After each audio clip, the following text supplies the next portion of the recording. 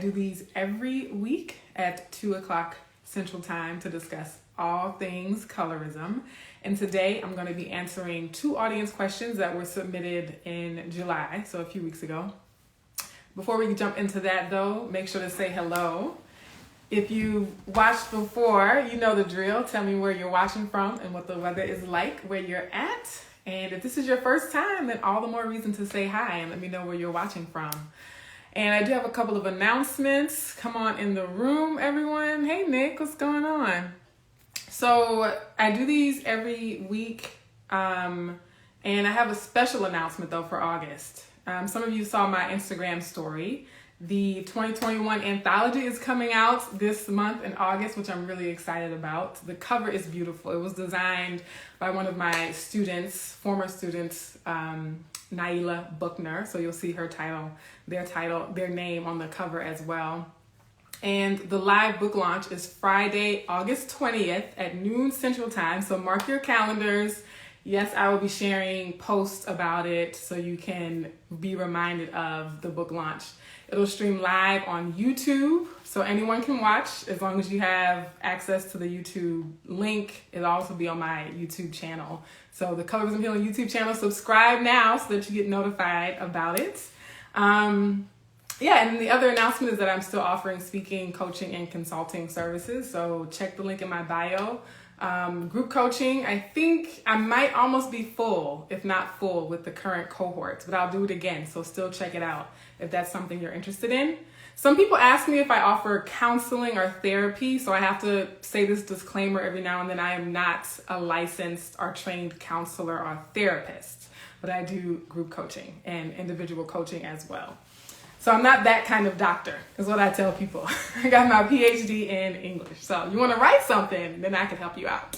All right, so let's see who's in the room.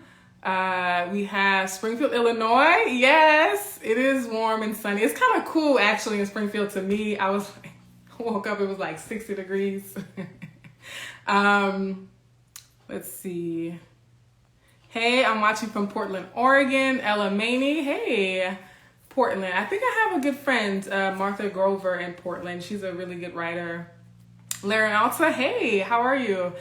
Remind me of when the podcast is coming out that we did, because I know you said it would be a few months, but I don't remember the exact date. But Eatonton, Georgia, where it just started pouring. Oh no, I hope you're dry. Hey, Jackie, rainy in BR. Really? All my folks are getting rained on. Hey, Michelle, good to see you. JB, Lucid Los, Dotsinator says I'm always hot. It's out. Oh, okay. Yes. That's so exciting. So folks, I did a podcast episode with Laren Alta on their podcast. And so I'll have to share it. I'll reshare it in the stories and whatnot. All right. So let's get started. Feel free to ask questions in the comments.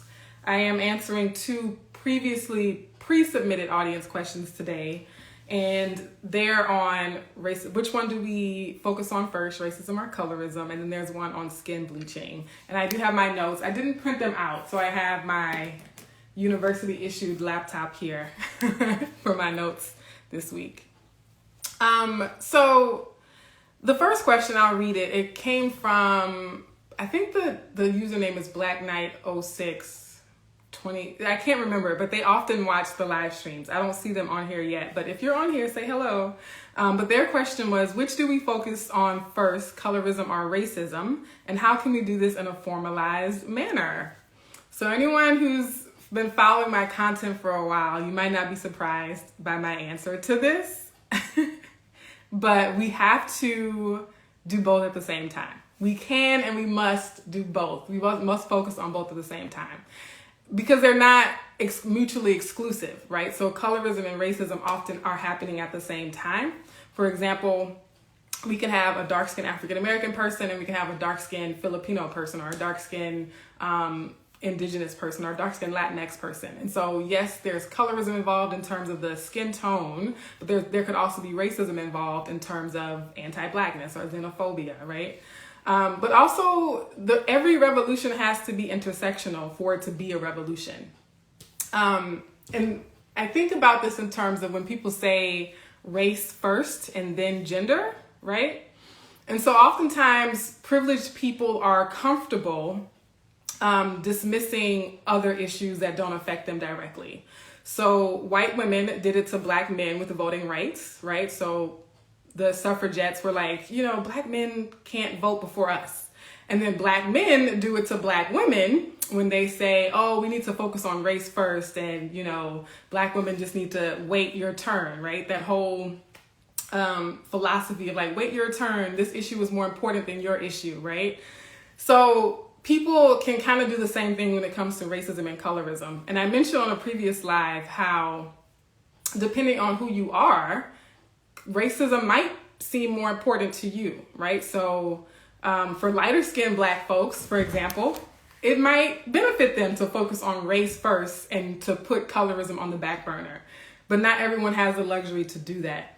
And when we think about intersectionality, and my way of thinking about it is that if I can be oppressed as both a woman and a black person at the same time, then that means my struggle for liberation must also be simultaneous with my sex and my race, right? Hey from New York, Before Houses. That's a really interesting screen name. I'm curious to know what you do. Hey Regina, welcome back. For anyone who didn't catch my live last week with Regina of Vertberry Colorism, you can check that out in my IGTV series. But the other thing is in terms of whether we do this systematically, or how can we do this systematically? One, I almost think formalized revolution is overrated. And people talked about this with the Black Lives Matter movement. And people were complaining how like there's not a clear agenda, or there's not like a clear leader, or like what's the direction, or it's too disparate. And I think that sometimes is the way to undermine the actual system, right? But also in terms of doing colorism and racism and gender and homophobia and environmental racism and sexism and, you know, anti-slavery and things like that, no one can do it all. Like no one person can genuinely focus on all these issues at the same time. And so I think in terms of doing it in a formalized way, it starts with everyone finding their intersectional lane, right? Everyone has to understand their purpose for themselves. And I think the way to do that is to collaborate and communicate with everyone else who's also working in their intersectional lanes, right? And so even though I focus on colorism, I still obviously acknowledge the gender dynamic of colorism. I still obviously acknowledge the class dynamic of colorism. And so I'm always talking about colorism through that intersectional lens. And then collaborating with people who focus on trans women's rights, right? Or working class or poor people's rights. And then being able to collaborate with people who work in the spirituality realm and who are doing, you know, mystical work. And then people who focus on, I don't know, other issues, right? And how these things intersect. So it's not about, for me, it's not about us all doing the same thing, but everyone doing what they are called to do and then communicating and collaborating with other folks, working in tandem and in harmony. And I also did a live previously, I'm plugging all my previous lives, on the difference between unity and uniformity, right? And so in that live, I talked about how a lot of times we assume that unity requires that we're all the same. And I say that that's false, right? That's a fallacy. And actually I can't be in unity with you if I can't be myself. Right. And so true unity, true belonging requires that we can each show up in our full authentic selves. And so in the same way as we are collectively working on liberation, we can't police or prescribe how other people show up to the table. Right. As long as they are, you know, not causing harm, right. Not creating harm. But just because I focus on colorism doesn't mean other people will. And that doesn't mean they don't care about it. And that just means that that's not their particular platform. Let me look at my notes. Yeah, so I think that's my question for that. I know it's probably not the question the person was looking for, right?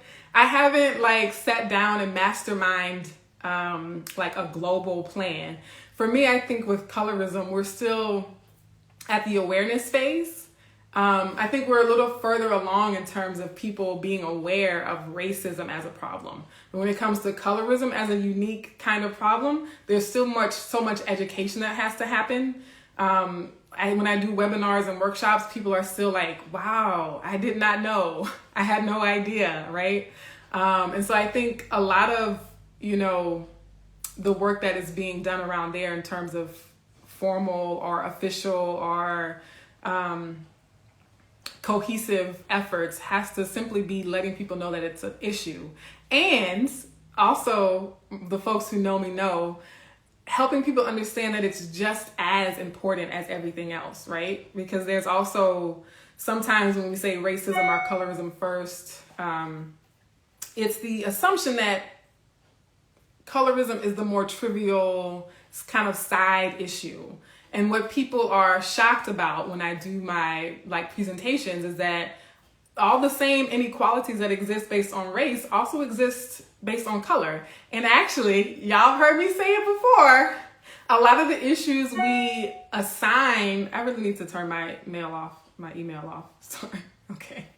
A lot of the issues we assign or attribute to racism are actually colorism problems, right? When we look at disparities in education, when we look at disparities in healthcare, when we look at disparities in wealth and employment, we see that there's actually a greater gap between people who are darker skinned and lighter skinned, right? And so it's more, the gap widens as your skin color darkens. So it's not all Black people experiencing this inequality in the same way. Your skin tone impacts the degree to which you are experiencing inequality and oppression and relative to the dominant culture, for example, in the United States, relative to white Americans. And that's a reality that people still just are not aware of. So a lot of my work is simply educating people on that. Lucid Los, what about ethnocentrism? When you mention Filipinos and Latinx, since these are not races, this is what I thought of. Yeah, ethnocentrism, xenophobia, and I think the Filipinos, I mentioned them because they are not the crazy rich Asian stereotype, right? So a lot of times when people think of Asian culture, they assume that it's, like Japanese culture or even Chinese culture, where people do tend to be fair skinned, and there's the assumption that this is a well-resourced nation or a well-resourced country, right? But not all Asians have that experience, right? Not all Asian immigrants to the US come from wealth or status or, have parents who own businesses and are doctors and lawyers. And someone mentioned that about the gymnast. Congrats to the gymnast too. I think her name is Sunny, who won the gold medal all around, being Hmong, right? And how that experience is different from the experiences of other ethnic Asian groups that migrate here. So I was using them specifically, but I think racism in terms of anti-Blackness amongst Asians of all, different ethnic backgrounds is definitely a thing. And tribalism, ethnocentrism does impact the way we experience colorism, right? So again, a dark-skinned Asian person of any ethnicity will still be viewed more favorably than a dark-skinned Black person, right? Or a dark-skinned African-American especially. And JB1710 says, so much more work to do on colorism. Got work is so important. Laren Alta says, when did the skin tone gap start to really accelerate? Has it always been as severe as now? That's a good question. So I don't know when it started to accelerate, and I don't know that, I think the articles I'm thinking about show that it's not so much that it's accelerating, but that it has stayed consistent over time, right? And so during slavery in the United similar gaps exist amongst other racial and ethnic groups. But during slavery, right, there was the rape of Black women that resulted in mixed race people who were categorized as Black, for the benefit of capitalist paper, right? Because you had to legally be classified as black to be enslaved, and therefore it benefited the slave owning class to categorize more people as black that they could then legally enslave. It's a whole thing. However, even during that period of slavery in the United States, lighter skinned slaves were more likely to get education. Lighter skinned slaves were more likely to be able to learn a trade that they can then benefit from, either earn income from, or have some level of autonomy at working that trade, right? In some rare cases, they were gifted or they inherited some of the wealth from their white parents, right? And so that gap began during that period. That gap started during slavery, right? When these opportunities and this access was afforded to the mixed race offspring of enslaved black women and white slave owning men. And so that created a generational cycle, right? We talk about generational cycles of poverty.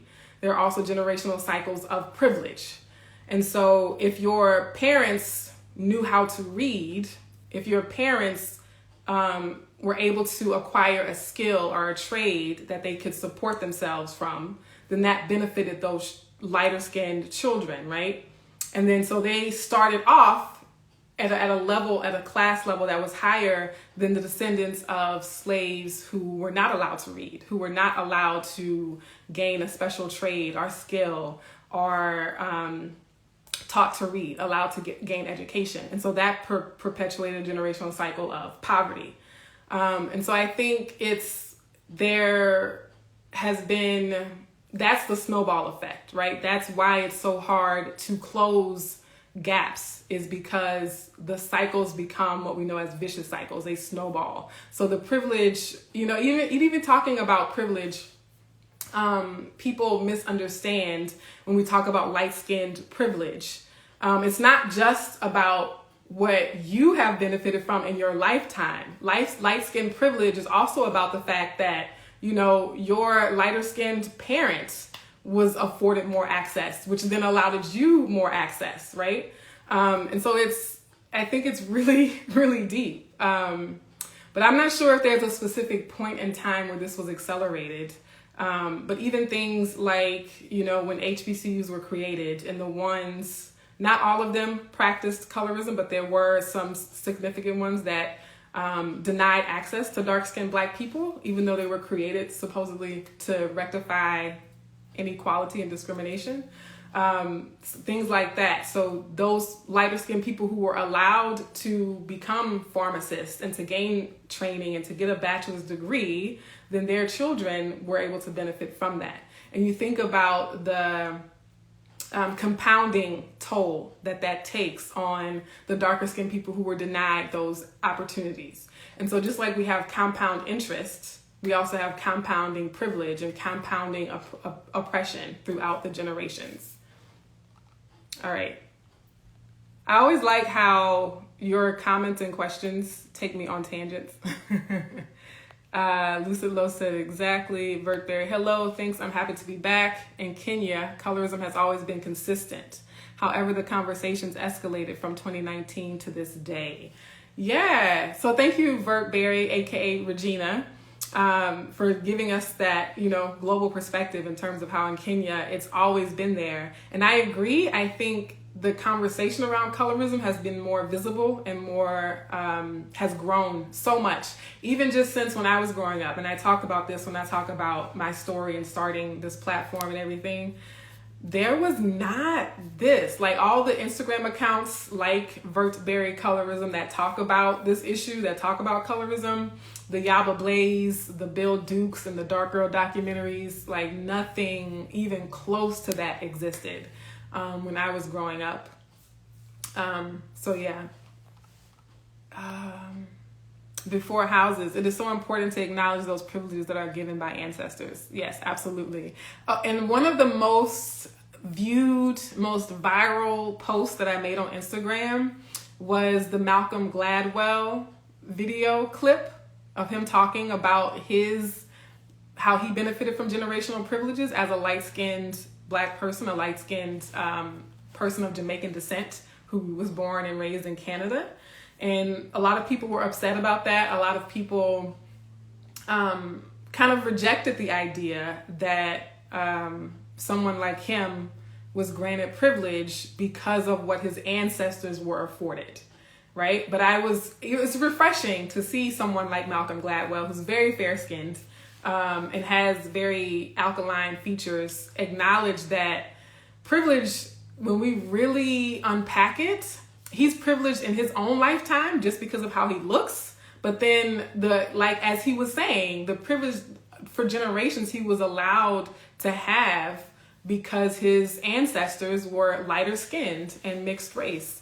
And it's very matter of fact. If you haven't seen the clip, send me a DM and I'll send it to you. But he says it in a very matter of fact way. He's not expressing like guilt. He's not expressing angst, right? He's gotten to a place where he just can accept that as a fact, right? And then he's also a cisgendered man, right? And so I think he looks at it from a research perspective and doesn't take it personally, right? He's not, he understands that it doesn't negate the work that he's done in his lifetime to acknowledge the privilege he comes from, right? And so I think that's work that a lot of privileged people have to do. Bert Berry says, I think it accelerated with the rise of social media. Most girls want to be what they see on Instagram, Twitter, etc. That's a good point. So I also think social media is allowed the conversation about how to resist colorism accelerated too. So you have these things going in tandem. The exposure of media that we have now can accelerate the problems, but it can also accelerate the solutions, right? So I say that to say, make sure you share this live stream with someone who might benefit. Keisha, yes, I remember that clip you posted. Yeah, you remember that? Like, ooh, I got so many views and comments on that clip. And the book is not about colorism. He was responding to an audience question in that particular clip. But Malcolm Gladwell, the book was Outliers. Read the book, go check out the entire video. It's available on YouTube under like Microsoft Lectures or something like that.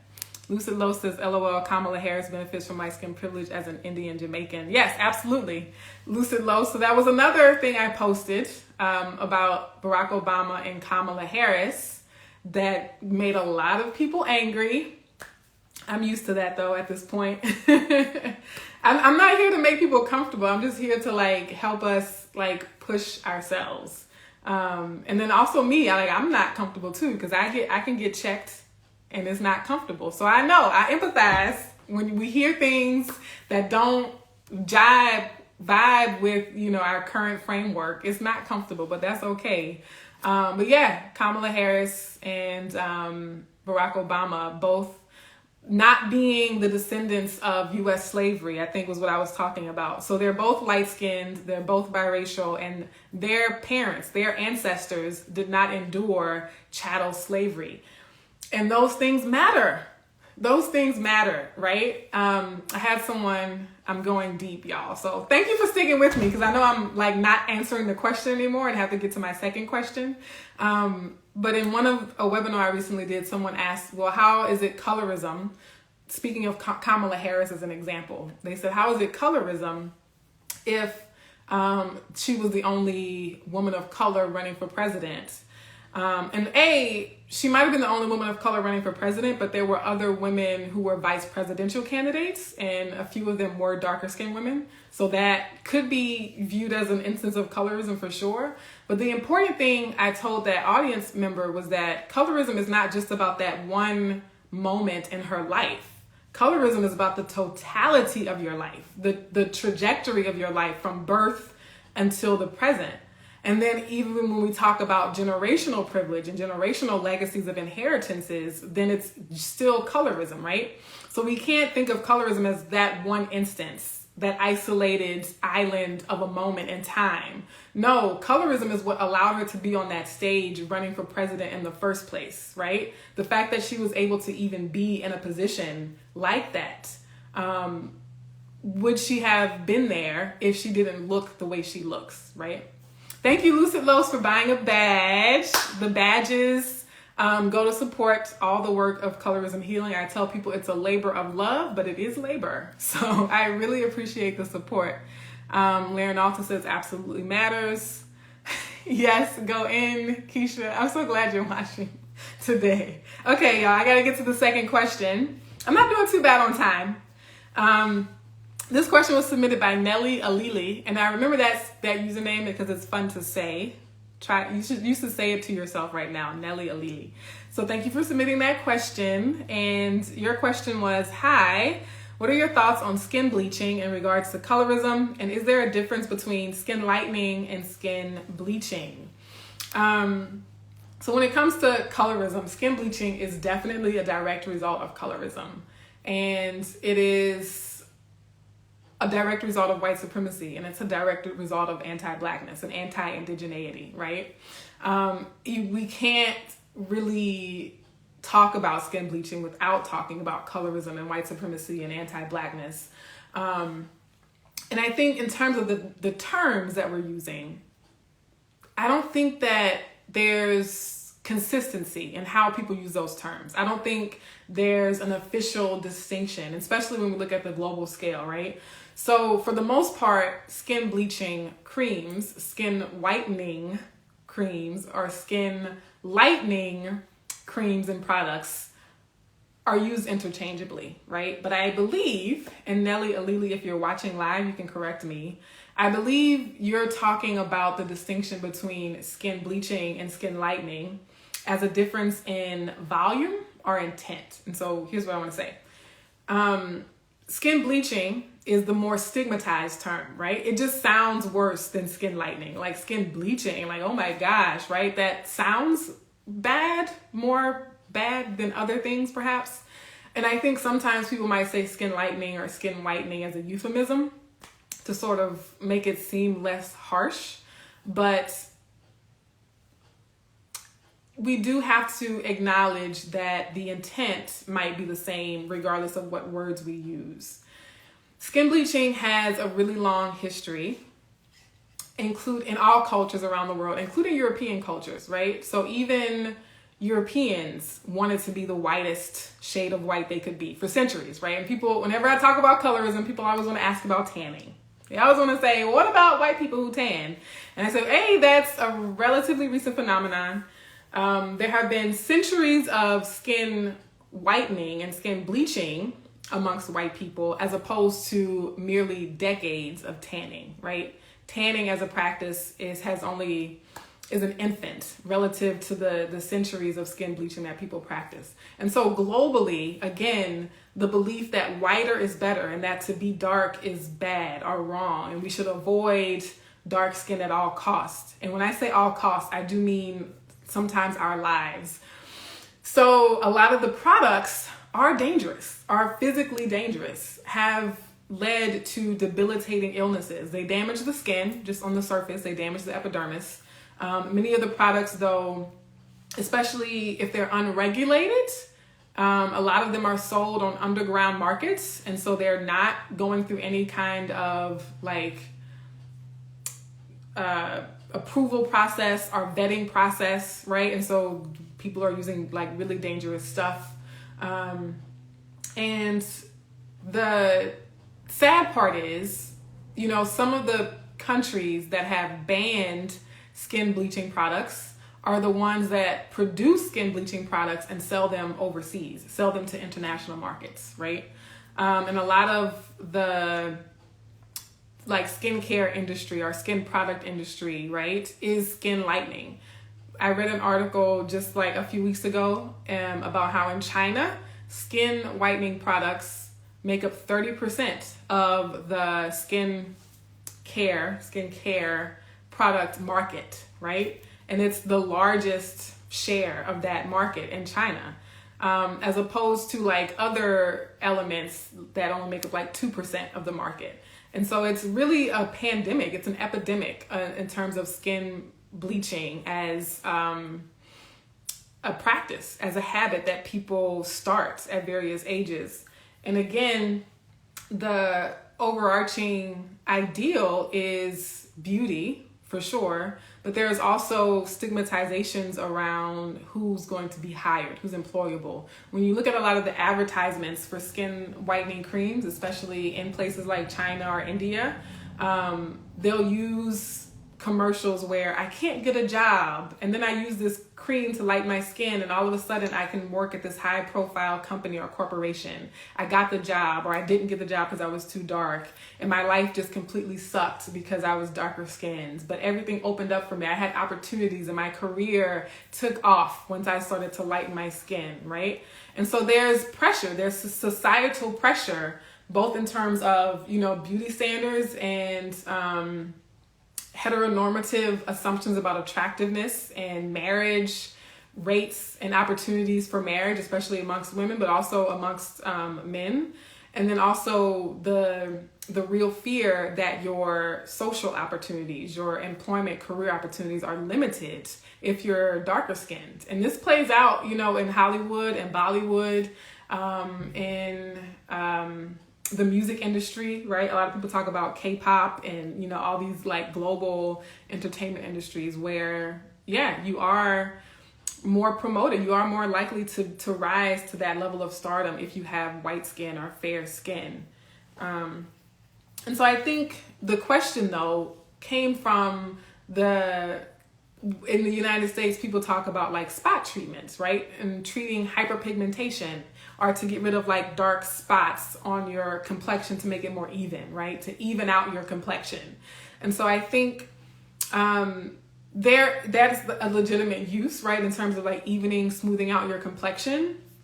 But it's really subtle, right? Because people who are trying to even out their complexion are trying to even it out to the lightest shade, right? So if you're like, I have different shades because I have seborrheic dermatitis and I've recently had a flare up. So I don't know if you can tell in the video, but when people are using these products to, so say, even out their skin tone or to address, you know, hyperpigmentation, a lot of times it is, the goal is to achieve the complexion that's on the lighter end of that shade, right?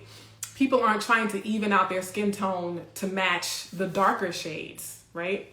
And I think that's an interesting thing to consider. And then the other thing in terms of skin bleaching is that it is tend to be used all over, right? You use it all over your body to lighten your entire complexion, whereas people might do spot treatments for like acne scars or, you know, just spots of hyperpigmentation. And so that might be the distinction there, right? In terms of the intent behind it.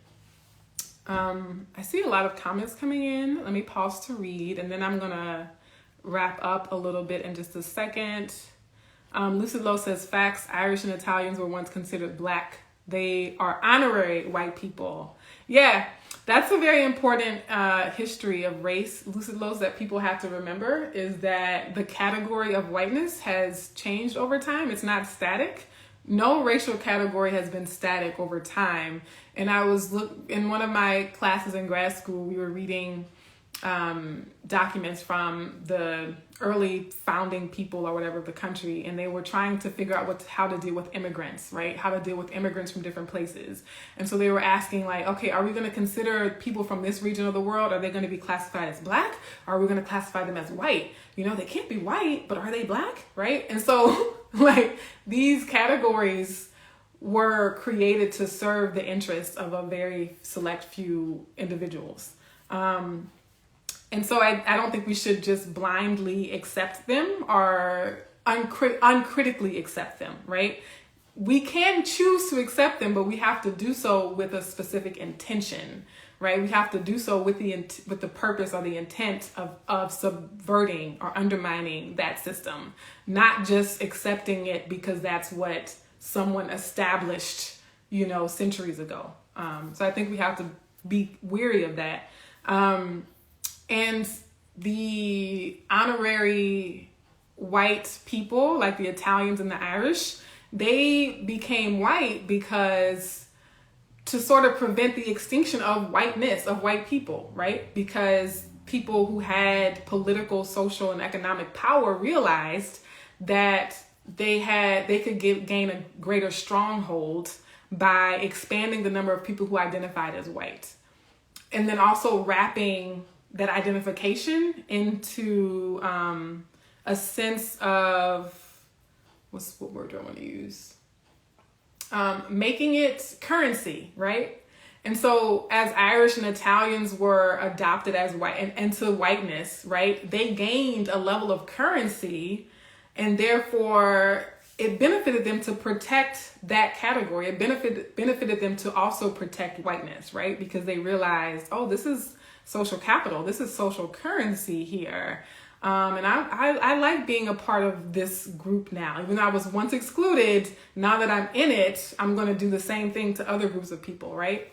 So we have to, just like the categories were created for political purposes, those of us who are interested in dismantling that system have to be very critical about how we use these categories and claim these identities for ourselves. Before houses, many skin whitening and bleaching creams are banned because of the chemicals within it, but still is on the shelves because of how common it is for Black and POC women. Yeah, because it's a moneymaker for so many people. That's an ethical question. People in business say, well, if they'll, this is like the same excuse, for selling crack to kids. Like, well, they want it, so I'm going to sell it. It's like, okay, that's fine. It's not fine, but whatever. Before houses, many lightening creams emphasize the spots, lightening the areas around them instead of the spot itself. Oh, interesting. Laren also says this is what Michael Jackson said about his vitiligo, why all of his skin had changed color. Interesting. Yeah. So there are, I think, actual skin conditions, right? I just mentioned one that I have that can be very embarrassing at times. So, I'm just kidding. And there, even the products that I would use to maintain my type of dermatitis have side effects. They have negative effects. But the products that can address hyperpigmentation and other legitimate uses for evening out the skin tone are often misused. And you can market it as that, but people will, I think, take advantage of that side effect or that purpose and try to use it to lighten their skin in general, right? Now, there's the other thing that I thought of too, is that for some people, it's not about becoming lighter, but it's about preventing themselves from getting darker. So that's the last thing I'll say about the skin bleaching question versus skin lightening and, creams that are more acceptable, more socially acceptable versus ones that aren't. Some people will say, well, I'm not trying to get lighter, but I ain't trying to get any darker either, right? And so there's still either, the longing to be lighter or the fear of getting darker. It's still a version of colorism in either direction. I even think about the skin bleaching pills that pregnant women were taking to lighten their children, right? So it wasn't even about lightening their own skin, but taking these, unapproved, the health authorities in Ghana were telling people explicitly, do not take these. We do not approve of these, but people were willing to take the risk with their unborn children, right? And so again, to anyone who thinks this is a trivial issue, people are willing to put their lives and the lives of their unborn children at stake for the hope, for the promise of having a lighter skinned child, right? That's not a trivial issue, not in the least, right? Mothers willing to risk the literal life of their children by taking these pills that promise lighter skin for their children that are not tested, not proven, unregulated, right? That health authorities in your country are explicitly telling you not to take. And to understand the level of social pressure, the level of social currency that comes with having lighter skin, that's why people are willing to risk that, right? And so to the degree of what people are willing to risk for lighter skin is the degree to which there is a social problem. And I think I'm done. I'm at 40 minutes, which is, you know, about average for me. Let's see if we have any last thoughts or comments. Marinalta said, oh, okay, good. I think I'm all caught up there. So there's nothing else, folks. Just a couple of reminders that the live book launch is going to be on August 20th, Friday, August 20th at noon Central Time. You'll get to hear from several of the people who participated in this year's contest, and you get to like see them and hear them read from their works and ask them questions. And I always do live giveaways, you know, so you can get some swag if you attend and participate live. And I'll be back next Tuesday. I do this every week. Also, again, share this with someone who might be interested in it. And I will catch y'all on the flip side. Love y'all so much. It's always hard to say goodbye. I'm always like dragging it out at the end because I'm like, I want to say more. I want to stay. I want to hang out. But I guess that's why I do it every week. So on that note, thank you. Yeah. Thank you before houses. I'm going to have to go check out your page because I like houses. So I'm really curious to know what kind of page that is. All right, y'all. Bye. Mwah.